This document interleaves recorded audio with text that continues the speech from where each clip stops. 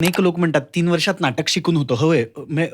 3 वर्षात नाटक कसं शिकून होईल किंवा कुठलीही कला 3 वर्षात थोडीच शिकून होते. करेक्ट. असं अनेक लोकांचं आर्ग्युमेंट असतं. पण मला असं वाटतं, की त्याही पेक्षा कसं शिकलं पाहिजे, याच्या अनेक शक्यता जर का निर्माण झाल्या, तर मी अ, ललित कला केंद्रातून बाहेर पडून किंवा उद्या NSDमध्ये एखादा विद्यार्थी शिकत असला, तर तिथून बाहेर पडल्यानंतर सुद्धा एक शिकण्यासाठी खूप मोठं जग बसलेलं असतं. म्हणजे बाहेर आल्यानंतर मी पहिल्यांदा जेव्हा जादू तेरी नजर नावाचं नाटक केलं, जे व्यावसायिक नाटक होतं. प्रशांत दामले आणि सतीश तारेंसारखे नट काम वाह! करत होते. मी तसं नाटक ललित कला केंद्रात कधीही केलेलं नव्हतं. तशा पद्धतीचा स्लॅपस्टिक अभिनय बरोबर. किंवा ते मी केलेलं नव्हतं. पण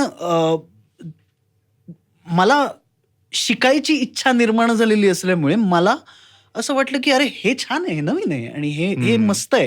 हे असं करून बघूया.